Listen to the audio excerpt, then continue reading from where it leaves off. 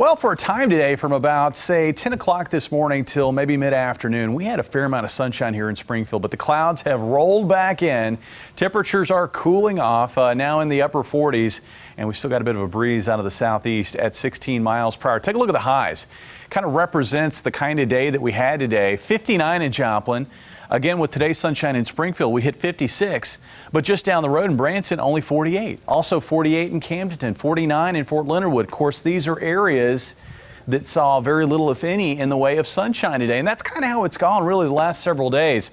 And it's made for a very, very tough temperature forecast because you're trying to forecast where these pockets of clouds are going to be moving around. And of course, that's going to have an impact on how warm or even how cold it gets at night. I'll show you this, the visibility, because right now, while we're not finding really much, if any, in the way of fog out there, I think that will change overnight tonight. It looks like areas south of the interstate especially, as moisture builds in from the south, we'll see fog development, and we could see dense fog development later tonight, particularly east of Highway 65 and south of I-44. This later this evening into maybe the early morning hours on Wednesday, ahead of a cold front that'll be marching east across the area. And that cold front will actually lead to at least the hopes of a bit of sunshine for areas that didn't see much or haven't seen much over the last several days.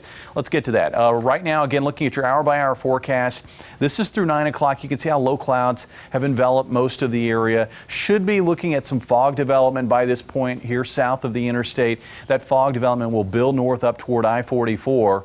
Towards 7 o'clock tomorrow morning, I think we're going to be looking at maybe some dense fog and low clouds here, and also looking at some cloudiness or cloudy skies for much of the rest of the area, but without much in the way of fog.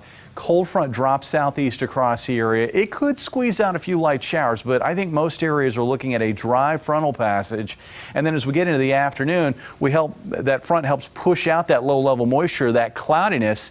We're still going to have some high clouds, but it pushes out most of that low-level cloudiness so that we can at least have a shot at maybe having some partly sunny conditions across the area during the afternoon on Wednesday. Temperatures tonight are not going to get cold. Looks like lows generally in the mid-40s, and then temperatures tomorrow will range from the low to mid-50s north because cooler air will arrive here first, and maybe low to mid-60s down to the south. 63 for a high in Harrison tomorrow afternoon. Thursday looks like a cold day, highs in the low 40s. That cold air will be in place as the next storm takes shape over eastern Colorado and begins to draw moisture back north into the area. And that's going to make for an interesting forecast because it looks like that cold air will linger long enough so that at the onset of the precipitation, we're likely finding a wintry mix. It may start off as some light snow or sleet, and then that quickly changes over to some light freezing rain as temperatures sort of settle in the low 30s. But I think that window for ice potential is going to be very narrow late Thursday night into Friday morning because as moisture continues to build in from the south, that should push temperatures above the freezing mark Friday morning so that we see a cold rain developing across the area from southwest to northeast. And that's what we'll find through Friday afternoon and Friday night. And then that rain should move east of the area as we get into Saturday morning. So what I'm expecting is maybe a wintry mix at the start of this precipitation. A light glaze of ice is possible, generally near and north of Highway 60, with a chance at maybe a tenth to 2/10 of an ice accumulation north of Highway 54. I think where we're going to find the most significant potential for ice is probably going to be closer to I-70, where we could be looking at an ice storm. Temperatures, as I mentioned, will slowly rise from the 30s into the 40s. And rainfall totals, again, another soaking rainfall event with a ½ inch to 1.5 inches of rainfall expected. We've already seen over 4 inches of rain here in Springfield for the month of January, so it's already been a wet month. We're going to be adding to that total. You can see also in the forecast how things are going to be trending cold as we work through the weekend into early next week.